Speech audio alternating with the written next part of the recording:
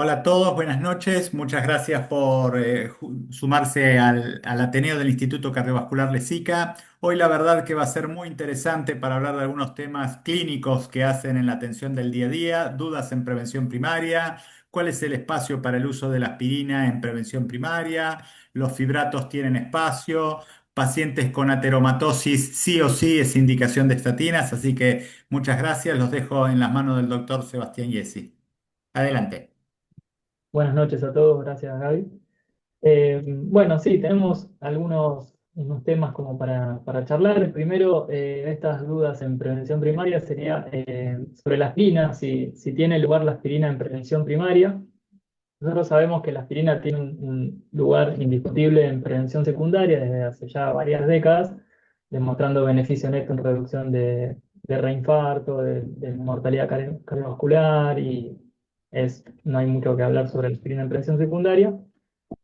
Y en prevención primaria sí, ha, ha tenido su auge luego de los ejercicios de tratamiento de prevención secundaria, con un posterior descenso, pasando a estar en algunos momentos, en la década del 2000, pasó a estar eh, no recomendada en prevención primaria y ahí cayó mucho su uso por falta de evidencia de balance riesgo-beneficio. Aún así, la verdad que antes de ponerme a leer un poco más sobre el tema, mi concepto era aspirina casi no en prevención primaria. Pese a esto, sabemos que igual se sigue usando y según este reporte de hace no mucho, hasta un 25% de los pacientes de cierto rango etario, de adultos de entre 50 y 80, todavía usan aspirina, muchos de ellos en prevención primaria, o sea, la mitad de estos en prevención primaria. Esto es un poco una línea de tiempo desde los inicios de las primeras evidencias sobre el uso de aspirina, cómo después cayó su uso en prevención primaria, y en 2018 aparecieron algunos estudios como para aclarar un poco el tema de la indicación de aspirina en prevención primaria, después de que durante unos años estuviera ya como casi quedando en desuso para prevención primaria por recomendación de no usarla. Y estos estudios son tres, son el ASCEND, el ARRIVE y el ASPRI. El ASCEND es un estudio que se hizo en pacientes diabéticos sin enfermedad cardiovascular conocida, o sea, prevención primaria en diabéticos. Aspirina versus placebo, un seguimiento a 7 años, 15.000 pacientes. Y este lo que mostró es que hubo una pequeña reducción del riesgo de MACE, de eventos cardiovasculares mayores, pero con un aumento un poco más significativo de sangrados mayores, que fueron definidos como hemorragia intracraneal o intraocular con potencial compromiso de la visión o gastrointestinal, por lo cual el beneficio neto fue no a favor del uso de aspirina en prevención primaria. Como vemos acá, o sea, en todos los grupos estratificados por riesgo cardiovascular por scores de menor a 5, en medio o de más de 10% de riesgo, eh, em, la aspirina también mostró en todos los grupos más o menos el mismo beneficio y como se puede ver acá y como también es un poco lo que suele pasar con el riesgo isquémico y riesgo de sangrado, a mayor riesgo isquémico, mayor riesgo de sangrado, entonces también en los grupos de mayor riesgo, que serían los que por ahí más se beneficiarían de la aspirina, en esos también aumentó más el riesgo de sangrado, con incluso algunos sangrados fatales que serían los que están, no sé si se ve el cursor, pero es el colorado un poco más oscuro en los grupos de aspirina y placebo aumentaron los dos por igual, por lo cual el estudio se interpretó como no favorable para el uso de aspirina en prevención primaria. Otro estudio fue el ARRIVE, que este era aspirina versus placebo en pacientes de riesgo intermedio, no diabéticos, con riesgo calculado por el score más o menos de entre 14 y 17% según el score que se usaba. Este directamente no redujo eventos cardiovasculares, o sea, no dio significativo para la reducción de eventos, eh, y sí aumentó casi al doble el sangrado intestinal. Perdón, voy a mover un poquito el box de la cámara si no me molesta la pantalla. Como decía, aumentó casi al doble el riesgo de sangrado, más que nada a predominio de sangrados leves, pero justamente no dio, acá vemos algunos gráficos, no dio ningún beneficio a favor de reducción de riesgo cardiovascular en pacientes de riesgo intermedio, todos, con aumento del sangrado gastrointestinal, que si bien el 95% fueron sangrados leves o un poco más que leves, pero no sangrados severos, todas las categorías de riesgo de sangrado se duplicaron. O sea, los sangrados severos, si bien fueron pocos, también aumentaron en misma proporción en los pacientes con aspirina. Por lo cual también otro estudio a favor de no usar aspirina en prevención primaria. Y el otro fue el ASPRI, que es este fue en pacientes más añosos, prevención primaria en pacientes de mayores de 70 años. La reducción de la mortalidad cardiovascular fue pequeña, no hubo un gran beneficio. Y pasó algo raro, por decirlo de alguna manera, que no pasó mucha mortalidad por sangrados, pero sí hubo mayor aumento de mortalidad total en el grupo de aspirina, a expensas de mayor mortalidad por cáncer, por lo cual también el estudio no dio a favor del uso de aspirina, y es en parte el motivo por el cual también se desaconseja el uso de aspirina en prevención primaria en pacientes de más de 30 años. Con esta información, las guías lo que recomiendan es no usar aspirina en prevención primaria en pacientes de bajo riesgo, porque el número necesario a tratar sería demasiado alto y el riesgo de sangrado siempre está en todas las categorías de riesgo, entonces no tiene aplicación, o sea, es más el perjuicio que el beneficio. No en mayores de 75, de 65 a 70 años, por lo que hablábamos recién, por mayor riesgo de sangrados, son los pacientes más frágiles y además el estudio que lo evaluó específicamente en esta población no dio bien. Y lo deja un apartado con una recomendación con nivel de A2B a pacientes de riesgo de 50 a 70 años en categoría de alto riesgo cardiovascular con bajo riesgo de sangrados en base a los hallazgos de beneficios marginales, con más que nada con lo que veíamos antes en el estudio, perdón, en el anterior.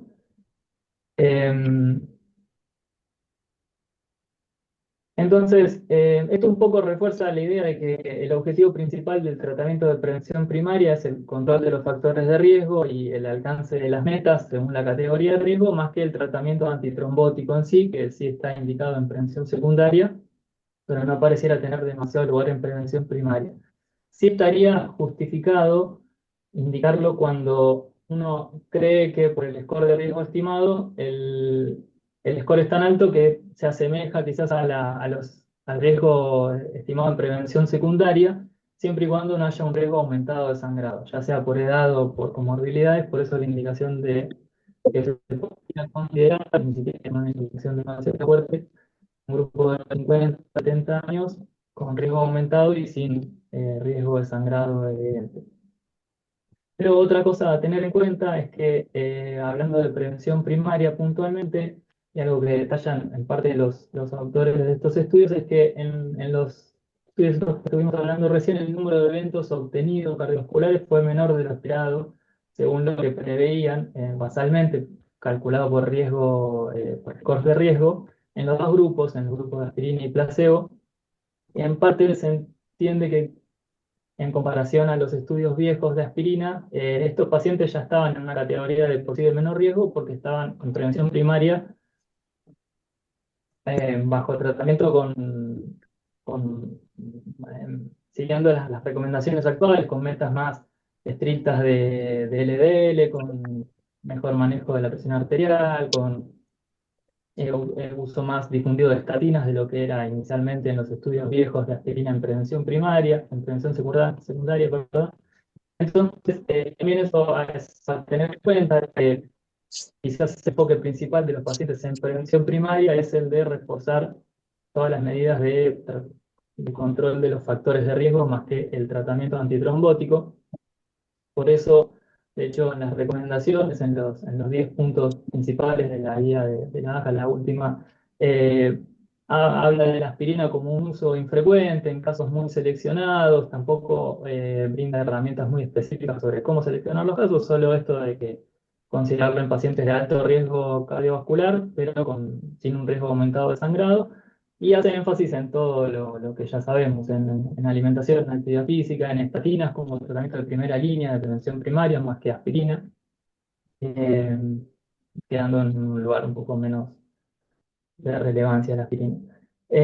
Y más o menos, por ponerlo de alguna manera gráfica, si tomáramos un grupo en el que uno podría considerar indicar la aspirina, por ejemplo, personas de 50 a 60 años con riesgo isquémico alto, si uno logra optimizar las metas del tratamiento de prevención primaria en torno a lo que es el cese del hábito tabaco, alcanzar las metas óptimas de colesterol y de presión arterial, el paciente puede reclasificar de un alto riesgo a un riesgo un poco más bajo, con lo cual también ahí se perdería la indicación de aspirina. Entonces, eh, tampoco es que va a ser el objetivo principal indicar la aspirina solo por tener alto riesgo, porque en realidad si uno logra alcanzar las metas, el paciente puede reclasificar a categorías un poco más bajas, en donde ya la aspirina no estaría indicada. Por lo cual quizás el potencial uso estaría en pacientes que tienen muy alto riesgo cardiovascular, sin que esto les confiera un alto riesgo de sangrado. Por ejemplo, pacientes con antecedentes heredofamiliares de infarto precoz, en los cuales no se pueden alcanzar las metas, o que tengan, por ejemplo, score de calcio muy alto u otros factores modificadores, como se llaman, como vamos a ver ahora en el tema de las estatinas, que puedan conferir un poco más de un riesgo isquémico mayor más alto, un riesgo isquémico muy alto, en pacientes, como decía, que no tengan riesgo cardiovascular demasiado aumentado. Y considerar siempre que se vaya a usar aspirina en prevención primaria, el uso de inhibidores de bomba de protones para reducir el riesgo de sangrado gastrointestinal, que es lo más común. Y también tener en cuenta esto que hablamos de la limitación de los esfuerzos, en donde según la categoría de riesgo del paciente, el riesgo puede estar sobreestimado o subestimado y hay que relativizar eso a veces cuando uno quiere usar la aspirina, que no sería el objetivo principal del tratamiento en prevención primaria. Y también que siempre esto sea consensuado con el paciente, sabiendo que es una estrategia que tiene riesgo-beneficio. Hay que hacer un balance riesgo-beneficio porque los riesgos están presentes, los beneficios pueden ser pocos y a diferencia de otras estrategias como tratamiento de hipertensión o de manejo de lípidos, en donde por ahí los riesgos no son tan altos y el beneficio es mucho más neto, bueno, para consensuarlo con el paciente en cada caso, en aquellos que puedan estar seleccionados a ser candidatos a recibir aspirina. Si quieren, antes de pasar no sé si hacemos por ahí preguntas o dudas al final o antes de pasar al siguiente tema. No, termina y Este, después hacemos las preguntas, si no nos demoramos. Dale. Bueno, el siguiente tema a charlar es sobre la teratosis subclínica. Y si la presencia, el hallazgo de ateromatosis subclínica en el contexto de una evaluación cardiovascular es sinónimo de inicio de estatinas o no. Para empezar, para definir placa, definimos placa por imagen, un engrosamiento del espesor victimal de mayor a 1,5 milímetros. Esto es el valor que usamos en el más común, que es en carótidas, o un aumento mayor al 50% en relación al espesor adyacente. Es decir, un engrosamiento focal en donde aumenta, aunque llegue a 1,5, donde aumenta un 50% en relación al espesor adyacente a ese engrosamiento. Eso ya lo definimos como placa. Placa hemodinámicamente significativa, sabemos que son aquellas que generan una obstrucción, un estrechamiento de más del 50% de la luz, y severa la que genera una obstrucción más del 75% de la luz, o cambios en el flujo con patrón posobstructivo o síntomas también, por ejemplo, en miembros inferiores, hay veces en donde se puede localizar el punto de obstrucción, o de aterosclerosis, no se puede medir el flujo en ese sector, pero ve que distal a eso hay cambios significativos del patrón posobstructivo o el paciente tiene síntomas de claudicación, entonces a veces no solo por Doppler se puede definir la severidad de una placa.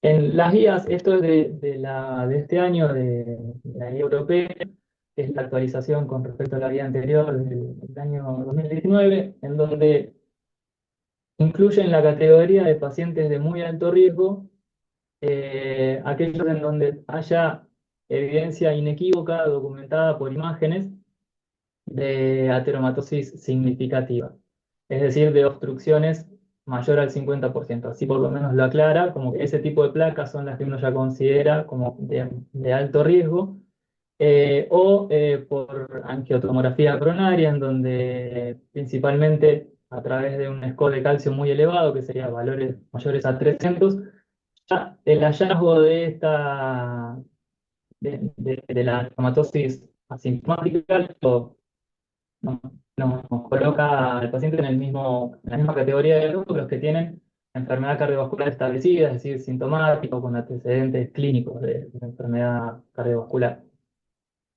Pero no hay mucho, no queda muy claro qué pasa con la enfermedad aterosclerótica asintomática no obstructiva, es decir, no significativa, que no obstruye más del 50% de la luz o que no es de una alta carga, porque en las otras categorías de riesgo no aparece, o sea, es decir, no hay un gradiente de mayor a menor ateromatosis, mayor a menor riesgo. Simplemente está establecida como muy alto riesgo cuando está aumentada en gran cantidad.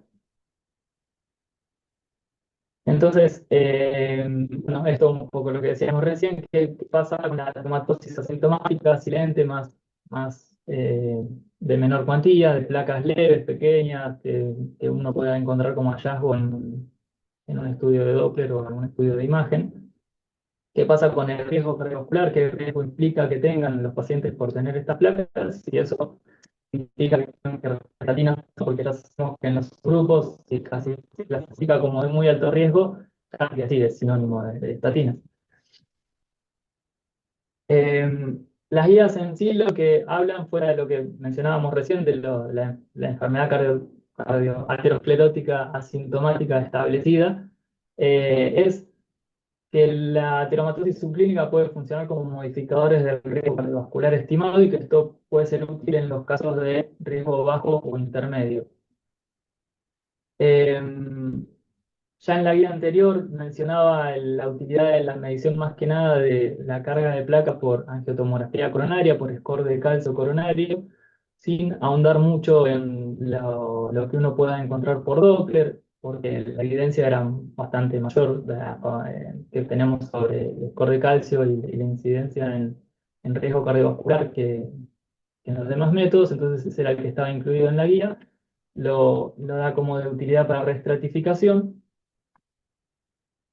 Por exagerando un poco la escala previa del 2021, lo único que menciona sobre Doppler Castillo es un párrafo chiquitito, no mucho más como para incorporarlo de una manera más clara como herramienta para reestratificar. Sí, hay un poco más de evidencia sobre el score de calcio coronario, un poco más de- de explicación sobre el score de calcio coronario.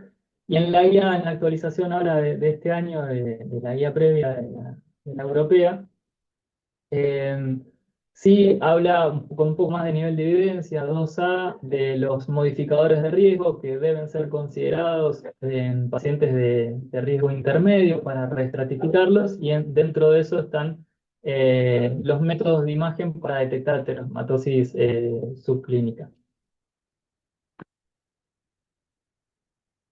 Como decíamos, el score de calcio es el que mayor evidencia tiene a favor de que eso reestratifica y que implique un mayor riesgo coronario. Cuanto más alto el score de calcio, más alto el riesgo cardiovascular, como en este estudio el confirma, en donde evaluaron distintos puntos de corte de score de calcio coronario y cómo eso se correlacionaba con el riesgo de PAR, mortalidad cardiovascular, mortalidad total. Y en todos los casos, cuanto mayor la escala de score de calcio coronario, mayor el riesgo cardiovascular, al punto de que el punto de corte en esta población, por lo menos de más de 300, fue prácticamente igual que la mortalidad cardiovascular y la incidencia de MACE obtenidas en pacientes con antecedentes cardiovasculares, es decir, en prevención secundaria, por lo cual es de muy alto riesgo. Tener un score de calcio coronario de más de 300 se lo considera casi un equivalente a enfermedad coronaria establecida, por lo cual en la guía ya está incluido como de muy alto riesgo. Y también lo que muestran, son varios los estudios que fueron mostrando la correlación entre el riesgo cardiovascular y el score de calcio de todos los modificadores de riesgo no presentes en los scores. El score de calcio fue el más consistente y el que mejor reclasifica, mucho mejor que otros otros métodos que no mostraron tanta correlación. Al punto que, por ejemplo, con estos estudios MESA, que correlacionó riesgo cardiovascular y score de calcio, mostraba que un score de calcio, perdón, no es menor a cero, sino menor a 100, o sea, entre 0 y 100, más cercano al cero, el riesgo cardiovascular era menor al 5% a 10 años en pacientes que previamente estaban clasificados como de riesgo intermedio, y cuando el score de calcio era mayor a 300, lo reclasificaba como de riesgo cardiovascular mayor al 10% a 10 años.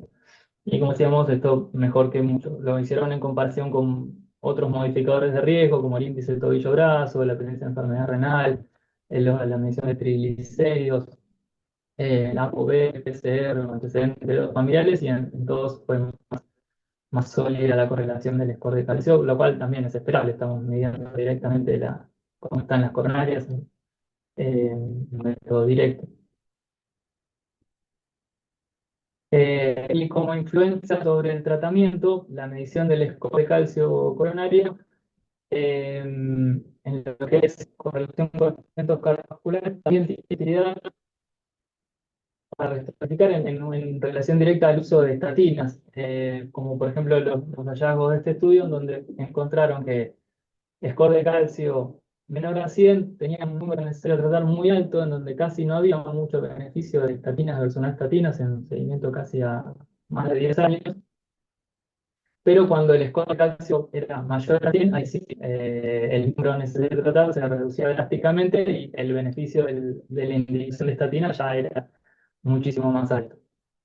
Entonces, en este caso, el score de calcio de más o menos de 100 muestra cómo se reclasifica el riesgo cardiovascular y la indicación de tratamiento, justamente de estatinas. El score de calcio, obviamente, predice muy bien eventos coronarios, no todos los eventos cardiovasculares, como en este estudio donde mostraron pacientes con score de calcio mayor a 100, predecía muy bien infarto, pero no tanto stroke, lo cual es lógico. Y sabemos que por distintos registros, sobre todo de estudios de población española, la dermatosis asintomática como hallazgo no, tiene una distribución, primero que es muy frecuente, más del 60% tenía al menos una placa de ateroma en algún territorio cardiovascular, y la presencia de placas coronarias aparece en la minoría de los casos, en 5% de las mujeres en este grupo etario y un cuarto de los varones. De todos los hallazgos de ateromatosis subclínica, la coronaria tiene la misma proporción que la carotidia, abdominal o iliofemoral. Entonces, en lo que es screening y hallazgo de monto de placas presentes en la dermatosis subclínica, eh, puede ser insuficiente la detección solo de riesgo por score de calcio coronario. Este otro estudio nos muestra más o menos lo mismo, del rasgo de hasta un 70% de los pacientes en el grupo etario en el que fueron estudiados tenían ateromatosis asintomática en algún territorio, y que parece que se correlaciona bastante bien con el LDL, es decir, a mayor LDL, mayor monto de ateromatosis, menor incidencia de ateromatosis, perdón, de ausencia de ateromatosis, y mayor distribución, o sea, mayor riesgo de ateromatosis difusa a mayor LDL. Y en lo que es, como hablamos de la reestratificación, eh, la ausencia de ateromatosis ocurre, por ejemplo, en este reporte, solo en un tercio aproximadamente de los pacientes de riesgo moderado. Y más o menos un tercio de los pacientes estratificados como de riesgo moderado tienen ateromatosis en más de 2 o 3 sitios, y casi un poco menos del 10% tiene ateromatosis generalizada, es decir, en todos los territorios evaluados. Y haciendo también un análisis similar, los pacientes certificados como de bajo riesgo, eh, solo un poco más de la mitad tenía aterosclerosis. Y también un 20% más o menos tenía ateromatosis generalizada o intermedia, es decir, en más de dos territorios. Por lo cual, encontrar el hallazgo de ateromatosis puede ayudar a reclasificar el riesgo real que puede llegar a tener el paciente. Esto es algo similar de datos como el gráfico de recién del estudio Vilervas.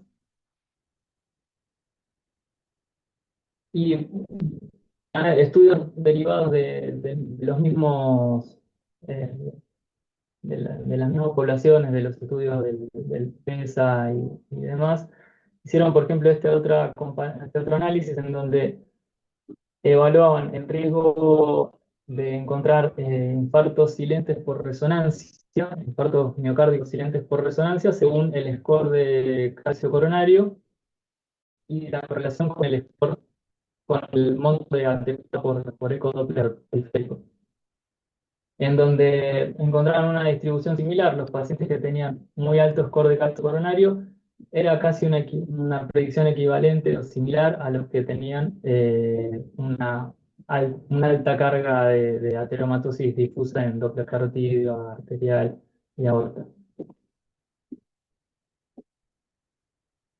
Y de alguna manera también la ausencia de calcio coronario o la ausencia de placas también predecía más o menos de forma similar la ausencia de infarto silente.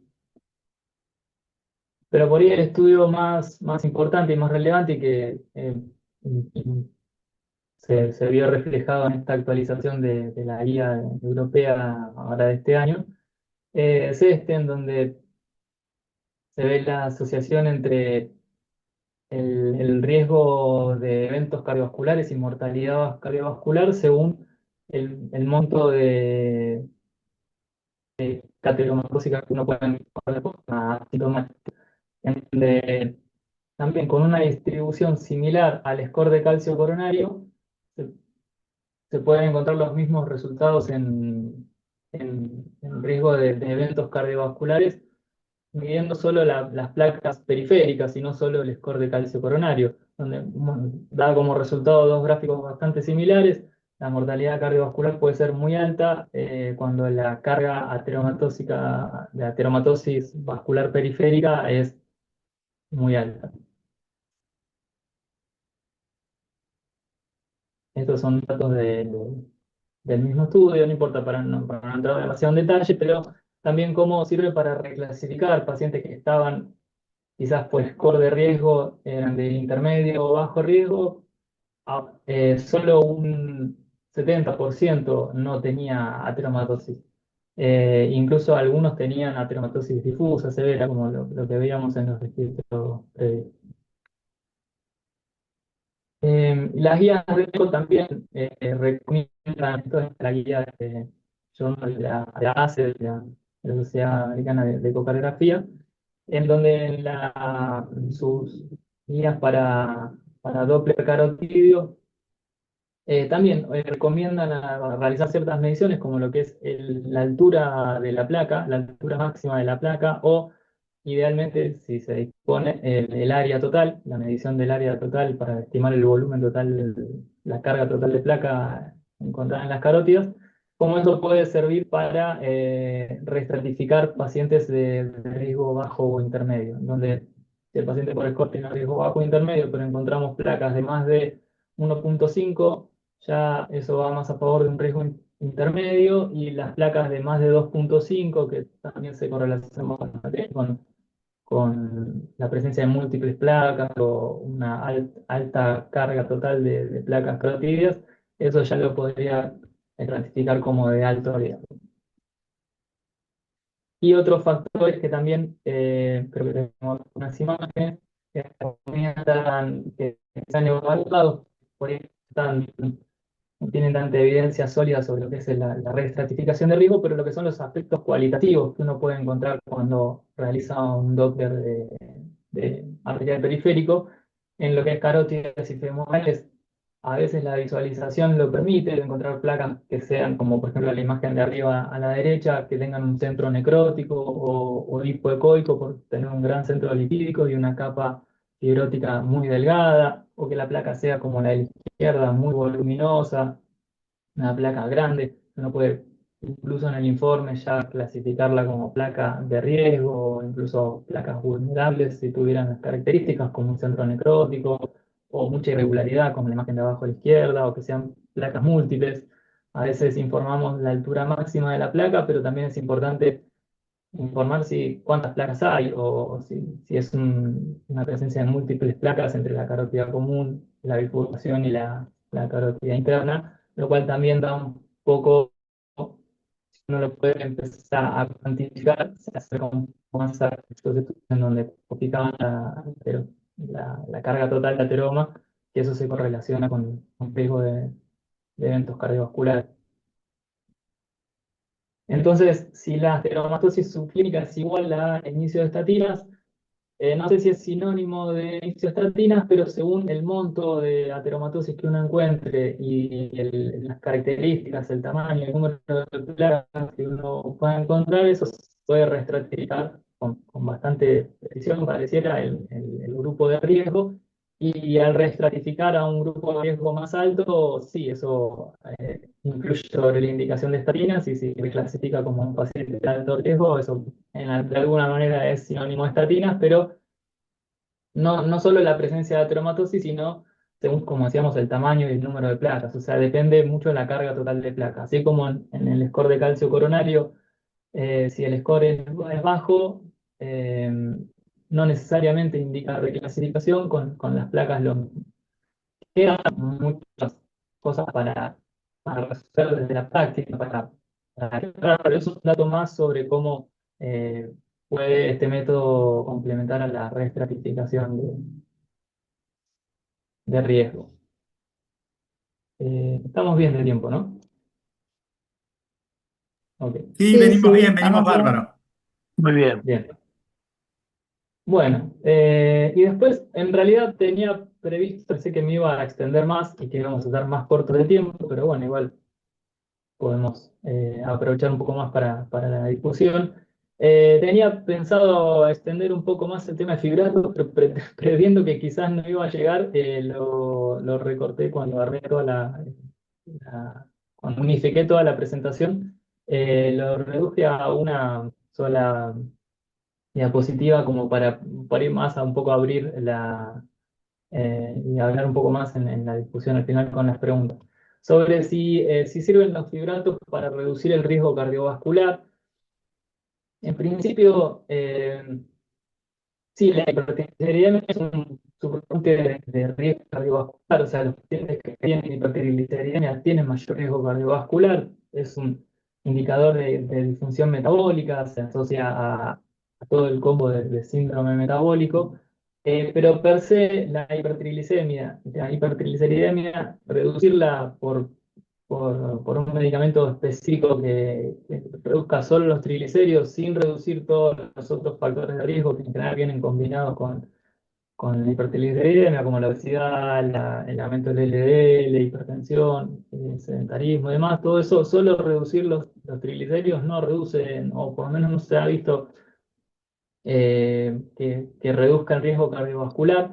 Sí, cuando se reduce en conjunto, indirectamente a través de las intervenciones que influyen sobre lo demás, o sea, mejora de la alimentación, descenso de peso, las estatinas que van a influir un poco más parcialmente sobre los triglicéridos, pero que van a reducir el LDL, eso sí, reduce el riesgo cardiovascular, pero que la reducción puntual de los triglicéridos únicamente no ha mostrado beneficios en la reducción de la mortalidad cardiovascular.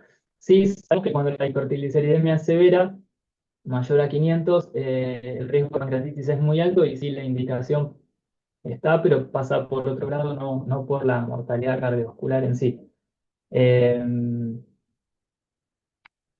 pero bueno, si se les parece, hacemos unas preguntas o una discusión y Excelente, Dale, excelente. muchísimas gracias, excelente. Decime, Melina, ¿tenés algo para comentar? Sí, que, ¿quiere dejar de compartir, Sebas? Para... sí, Así nos vemos, dale. No, sí, ahí está. así nos vemos. Perfecto. Bueno, Impecable. buenísimo, Sebas, Y la temática impecable. buenísimo. Ahora que está de moda lo cardio, reno, hepato, metabólico, vengo del europeo de llegar ayer y hay 500 millones de simposios y charlas y todo eso.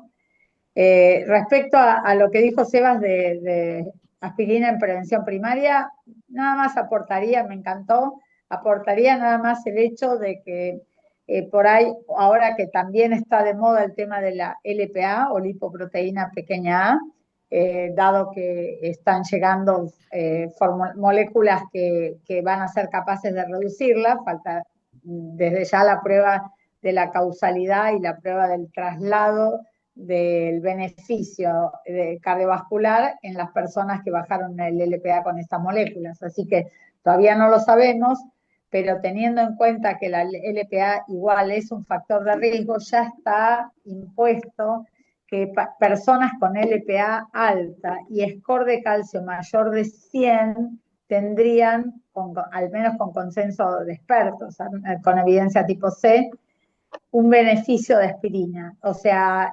combinando LPA alta, mayor de 50 miligramos de decilitro o mayor de 125 nanomoles por litro, con score de calcio mayor a 100. Eso sería una proaspirina, digamos. Melina, ¿eso argumenta que cuando tenemos estos pacientes con esos valores de LPA alta, les pidamos un score de calcio? Para Está decidir muy buena si, la además de que pregunta. bajarles el LDL, les damos la aspirina o no. Bueno, desde ya que las dos intervenciones que están, digamos, que todos los europeos en esta cantidad de charlas enormes que dieron el LPA apoyan, es, como vos decías, Gaby, bajar el LDL y bajar la presión arterial. Hay a valores normales o valores muy bajos. Hay un score disponible, un calculador, que permite estimar el riesgo extra dado, conferido eventualmente por la LPA, y abajo tiene como unas perillas que moviéndolas vos podés estimar cuánto tenés que bajarle de LDL a esa persona con SLPA o cuánto bajar la presión. Así que esas dos son seguros. El tema con el score de calcio, que es súper interesante y hay muchísima literatura, hoy mismo tuve una paciente que tiene una LPA extrema de 711 nanomoles por litro, ¿sí? Enorme. O sea, la que yo tengo con LPA más alta en prevención primaria, y le pedí un score de calcio para definir eso. Hoy se hizo en el italiano con Diego, con ¿Y Pérez cuánto dio? Arenaza, el score de calcio. El tema con esto es la cobertura. Entonces, aún con esta señora con LPA de 711, que el papá murió a los 40 años de infarto, y ella tiene ateromatosis en carótidas. Creo que Seba fue el que le hizo también Os de te asesina.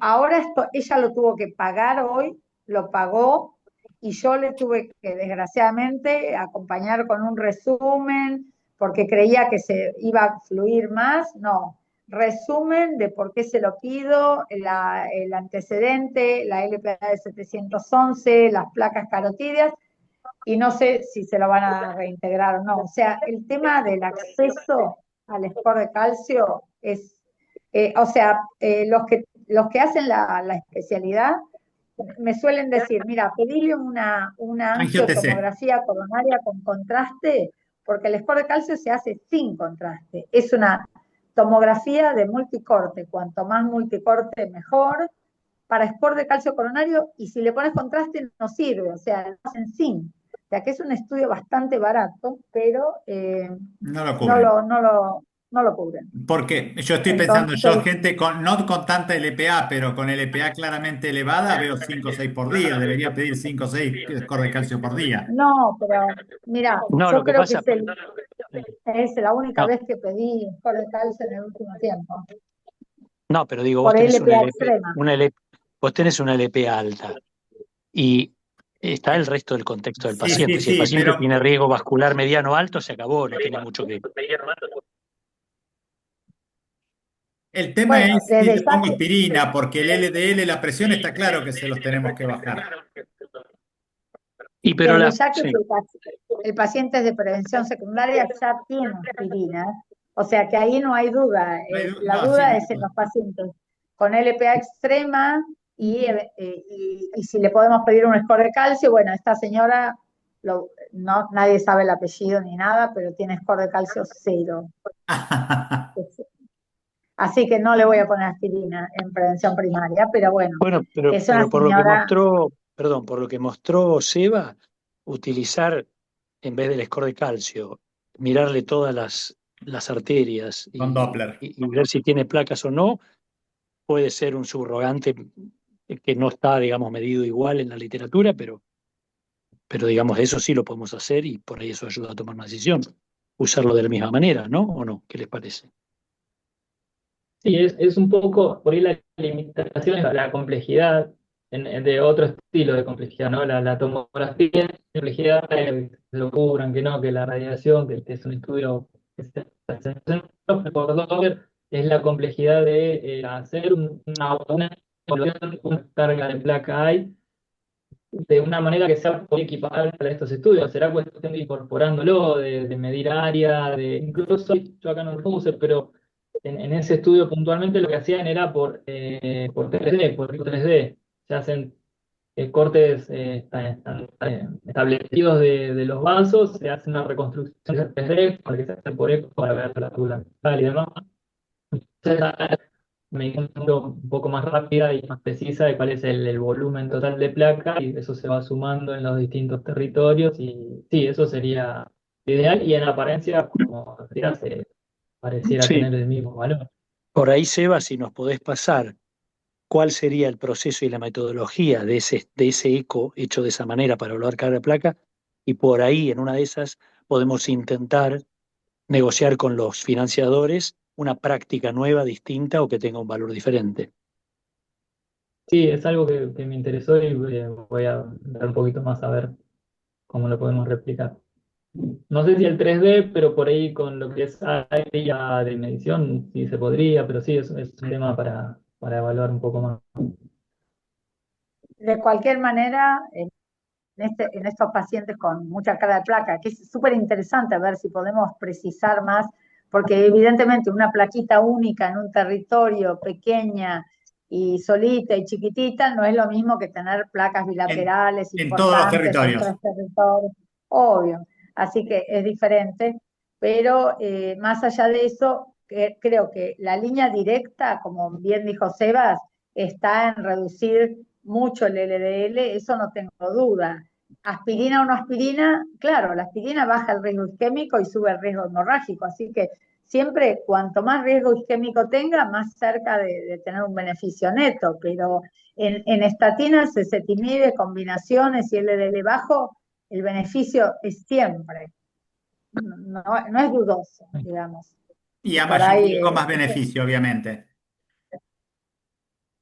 sí. Y después, por último, ahora se sumó Agus, que está acá, que justo compartió una mesa conmigo, Agustina de Palma, el año pasado en Sociedad Argentina de Lípidos con triglicéridos. El tema de fibratos, como dijo Sebas, fibratos solos es un no. Los fibratos tienen una historia triste de probar nada. Aún en un estudio reciente, el Prominent, capaz de bajar muchísimo los triglicéridos, el Prominent fue negativo. Así que la primera aproximación cuando los triglicéridos son altos es saber que hay una partícula que se llama lipoproteínas ricas en triglicéridos y remanentes, que son en realidad una partícula sumamente heterogénica, que volumétricamente representa menos riesgo que el LDL, pero que es muy heterogénica, que está entre la LPA y el LDL en heterogenicidad, y que entonces bajar esa partícula es importante, eso lo podemos medir. Los remanentes son igual a la diferencia entre el LDL y el no HDL. O sea, hago colesterol total, le saco el HDL, le saco el LDL, lo que queda en números remanentes. Si ese número es menor de 30 miligramos decilitro, sería razonable, y si es mayor, cuanto más alto, peor.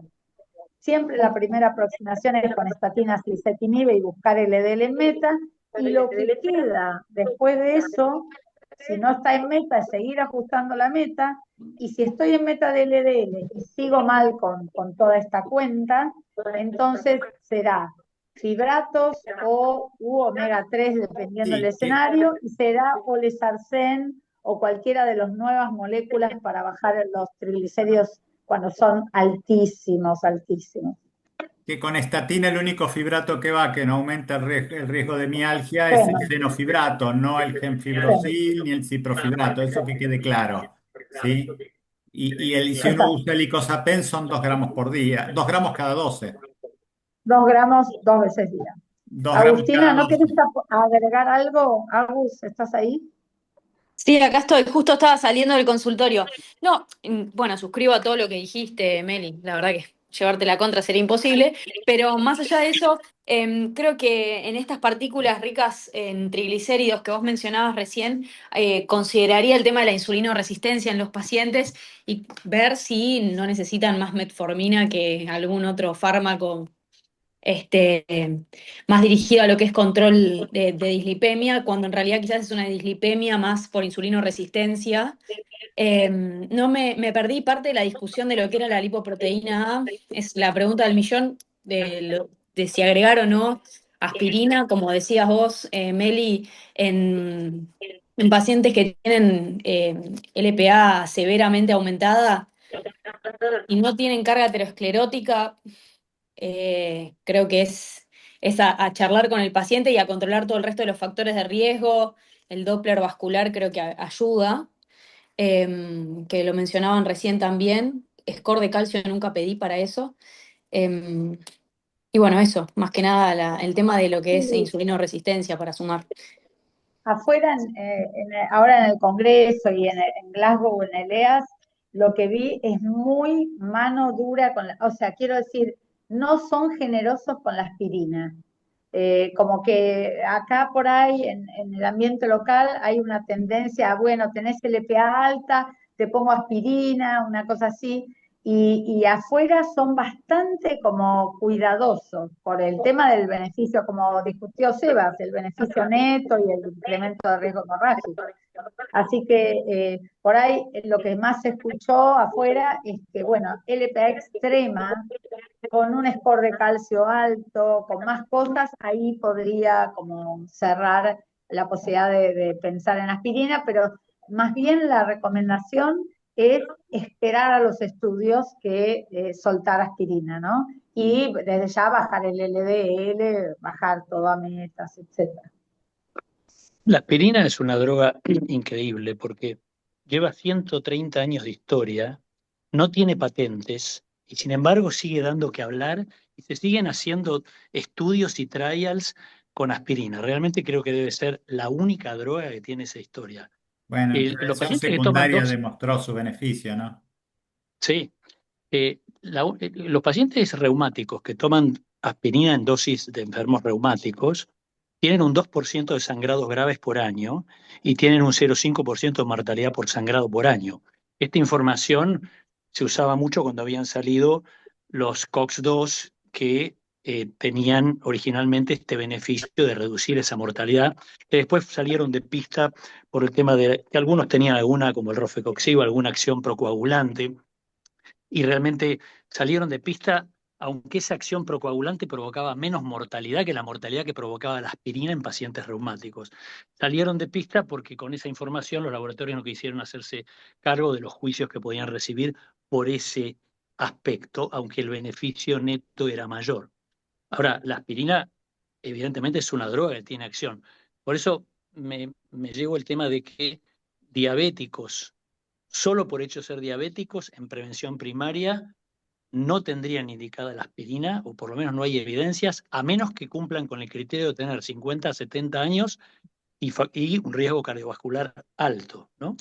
Exacto, exacto, es así, es el subgrupo de esa edad, diabéticos, y el riesgo de sangrado, con bajo riesgo de sangrado.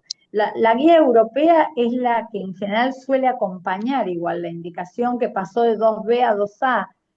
Los europeos ahí fueron más sueltos con la indicación de aspirina en el diabético de alto riesgo de ese grupo etario y con riesgo de sangrado bajo.